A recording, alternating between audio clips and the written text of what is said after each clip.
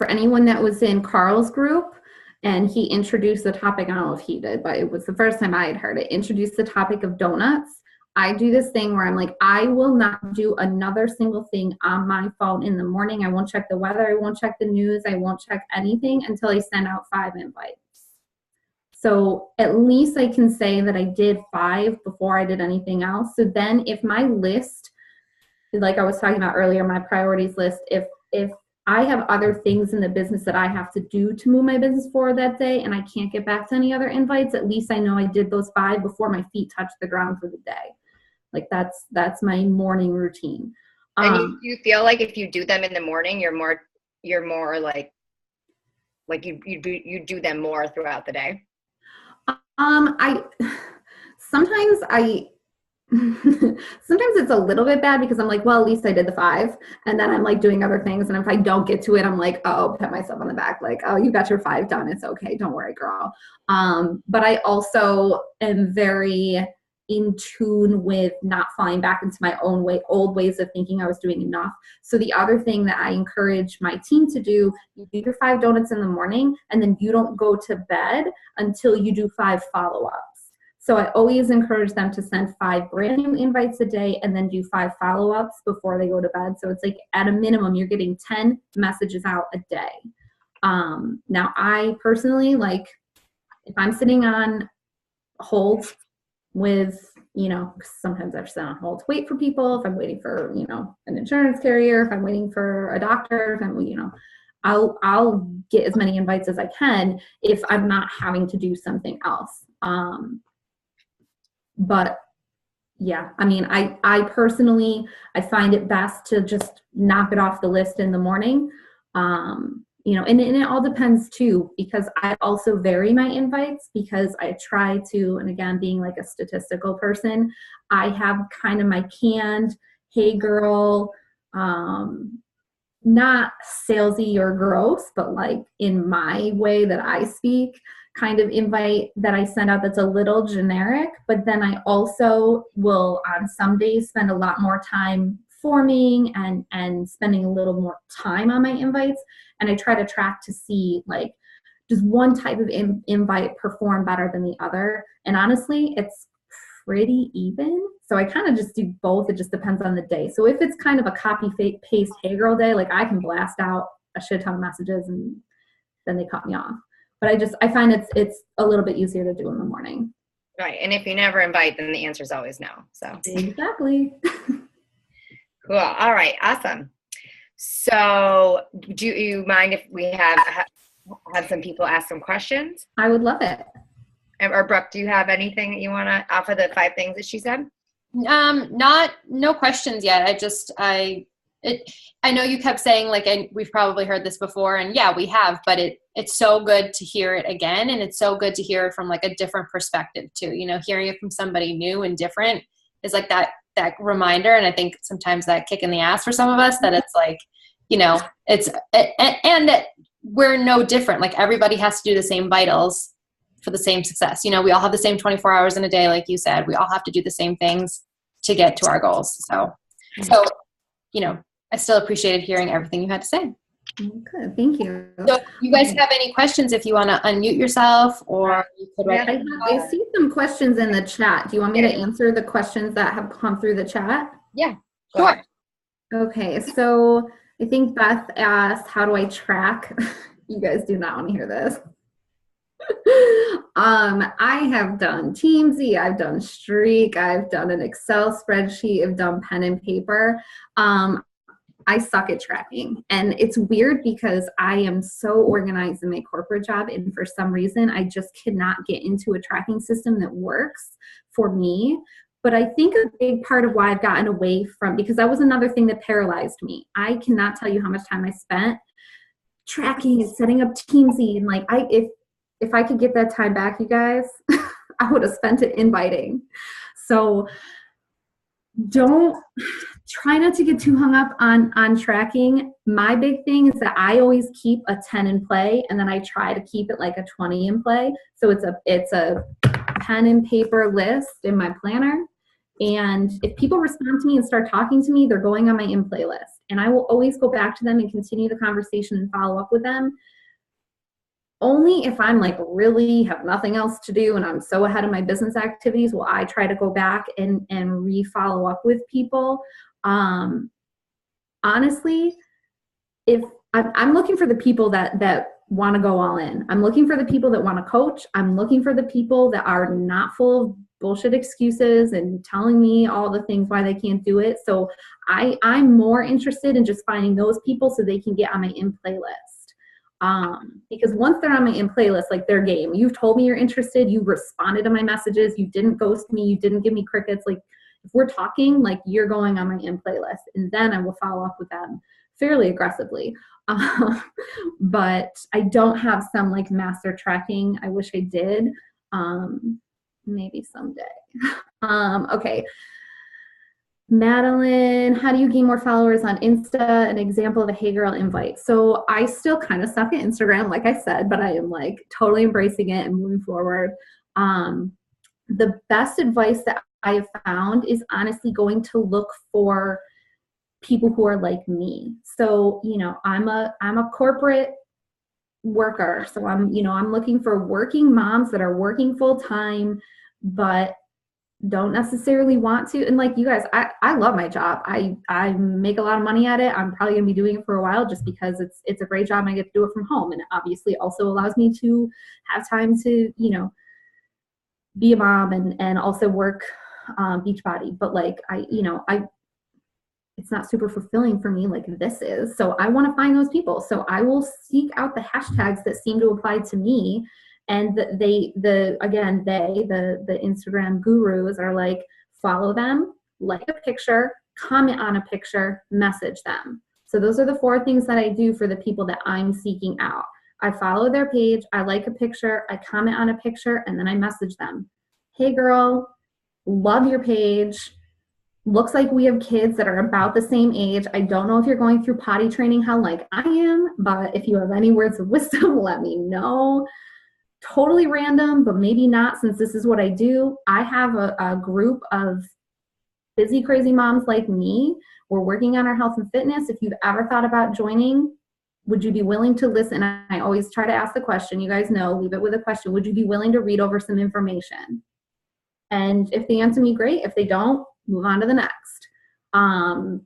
But I will find that even by commenting on other people's pictures and liking other people and following people that I will get some more traction. I'm telling you guys also use the location tag thing that's in the Instagram stories.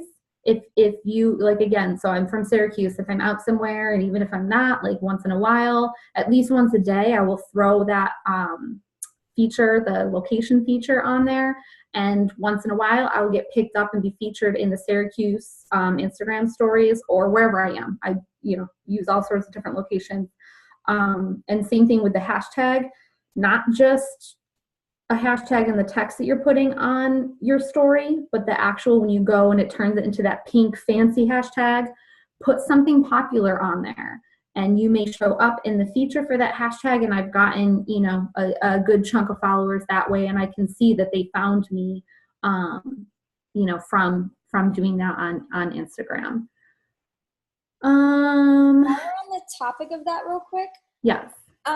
So you said you follow, you like, then you comment, then you message. Do you go back and unfollow them? Because I know there's like a big thing of having or following a certain amount of people and everything like that. So I was just wondering, what exactly do you do when it comes to following so many people? I try to clean house like once a week. Sometimes I really actually legitimately like some of the people I follow, so I want to follow them, which is part of, find your people, find your tribe, find the people like you.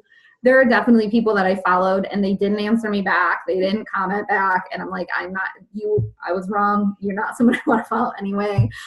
So we do go back and try to clean house, at least once a week. So it doesn't get too overwhelming for me to like go through my followers. And a lot of times as I'm just scrolling through my feed, I'll go and I'll look and see like she never responded to my message. This content that she's putting up is not interesting to me and I'll just unfollow. But yeah, you definitely don't want to be following a bajillion people that aren't relevant to you, not relevant to your business, and are clogging up your feed. But it definitely is a helpful way especially as you're growing, you guys. It's a snowball effect. So as you start to gain more followers and you get more organic engagement, you get shown more on the feed because of the algorithms and things like that. So it's certainly not a tactic that you're going to have to do forever. But it's, especially if you're just getting started on Instagram, it's helpful. Okay, thank you. No problem. Do I get a lot of traction off of the donuts? Surprisingly, I do, because I still follow the, like, when I'm sending out the actual cold donuts, I have Carl in my head saying, like, go for the people that would never even expect to hear from you. So, like, I tell this to my team and my coaches all the time too. They're like, my warm market is exhausted. I was like, no, you definitely have some people on your friends list on Facebook that you are nervous to invite, or you didn't like them in high school, or they didn't like you, or whatever the story is. Like, I don't want to hear the backstory. You definitely have people that you're friends with on Facebook that you have not invited to this opportunity. Do it. What's the worst they're going to say? No, like, who cares? What's the worst they're going to do? Block you? Like, who cares? If it's not somebody that you're talking to every day and they're not, like, truly a part of your life, who cares anyway? So I have been very, very pleasantly surprised. I cannot tell you how many times those scarier invites end up being the people who are like, oh my gosh, like, I've been following you, but I've been too nervous to say something because we used to hate each other, like, whatever the story is. Like, so I do, and that's why I ended up, it was something that was a part of the group I did, and it's something that I've kept up with, almost every day now. Tracking stresses me. Yes, tracking sucks for everybody, so it's okay. Do I invite to the business up front? Depends. So again, I was telling you how I kind of do some trial and error and try to get, like, into the stats with my invites. So that's another type of invite that I will send. So again, I really haven't found that one type of invite works better than the other. I really do think it's a little bit of just using your intuition and reading someone, and seeing their page. And if it's someone of course, like, is it appropriate to lead with the coaching opportunity versus, starting as a challenger, in my online boot camps. But I do always, no matter what, once someone is committed to joining my boot camp, I always present the coaching opportunity, not just as a discount coach, but like, hey, take it from me as someone who did not want to coach, and I never thought I was ever going to coach, and I just wanted the discount. Like, why don't you join our team page and grab a friend and grab your mom or whatever, and, like, dive into the coaching opportunity. I always will present it before someone, obviously finalizes their challenge pack purchase. I still do a ton through Facebook. So the only different thing that I do on Instagram is obviously finding other people. So I like the ability on Instagram better than Facebook to go find my person. I like Facebook a lot more because ads are obviously really great on Facebook, in my opinion. And I just have more Facebook followers anyway, so I kind of get a little bit more engagement through Facebook. So again, it's a snowball effect. But I also spend a lot of time on IG stories. There's now a feature where if you do your stories, you can automatically put it on Facebook, which I haven't tried yet. Facebook owns Instagram now, so there's a lot of advice going around. I always used to just post on Instagram and slide the thing over that says post it on my Facebook page too. So I posted the same thing on both social media platforms. And I get more traction, even if it's the same exact post and the same exact photo, which you don't necessarily always want to do, but a lot of times, at least for one post a day, I'll do the same on both. I will copy and paste it and actually do a brand new fresh post, even though it's the same content on Facebook, and I get more engagement that way than if it automatically goes through. And I think that that's just part of the change from Facebook buying Instagram. How often do I run challenge groups? Every month. The one that I'm starting on January 8th, I'm running for 80 days, more than 80 days, 87 days, because of 80-day obsession. I have people that aren't doing 80-day obsession, and that's fine. Most of my boot campers are going to be doing 80-day obsession. So I used to run one every month. It's personally, even with the challenge tracker and being able to recycle posts and things like that, I think it's a pain in the ass to set up new groups. So I'm excited to have one that goes on longer. The way that I'm going to kind of market to the people who didn't sign up in January. So in February, I'm going to call it phase 2. So and that kind of coincides with 80 Day Obsession, but I'm just going to be like, hey, if you missed the boat in January, you missed the resolutioners, you missed, that momentum, and now you regret it, hop on for phase 2. Like we'll embrace you with open arms, get in here, get registered, get going. And I'll do the same thing, phase 3 in March or whatever it is. So that's my plan there. Last question, Michelle, how did I learn to run successful ads? I still don't think, I don't think that I run super successful ads. I try all sorts of different things. I am now just dabbling in the big concept of course, getting your winning video ad as a part of the Jessie Reagan training. So a lot of, testing different content, different videos, different pictures, but of course different audiences. So I actually, similarly to as I'm like trying to find almost like a winning invite, and then I'm going to take it and run with it, and that's going to be the invite I use for everybody. Of course, I'm trying to find the perfect audience where I can get, my cost per click as low as possible. I'm getting a ton of views and followers, and even for events, I always run ads for my events, for my boot camp. Trying to get that per event response as low as possible. But anytime I run something, I run at least 5 of them, throw some money at it, and I stalk it like a lunatic for the first 24 hours, and then I just kill the ones that suck and run with the best one. So I'm still learning myself. I am going through some training from Anita Myron, and yeah, Jessie Reagan, same thing. I have not done all of the Jessie Reagan training. I'm like cherry picking, and again, it's a time thing, time management, right? But a lot of it, I'm just, running with it and learning as I go.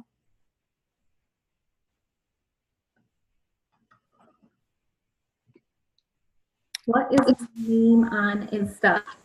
At Home with Mama P. I'll put it in here just because people spell mama differently. Okay.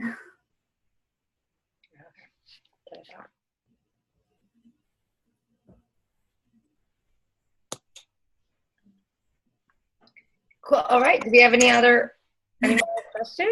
I think you answered them all, right? Yes. Yeah. That was awesome. That's a super sweet incident. It is. All right, cool. Any other questions? Is that it?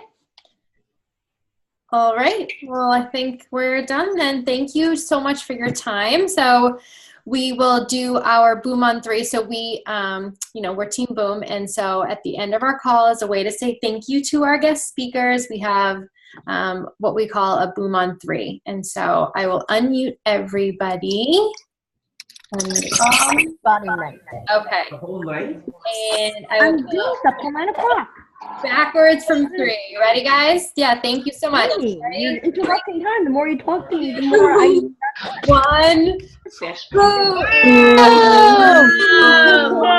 I'm sure you do this every... Thank you guys so much. Thanks, Jessica. Yeah, thank you guys. Have a good Get it. one. Thank you. Bye.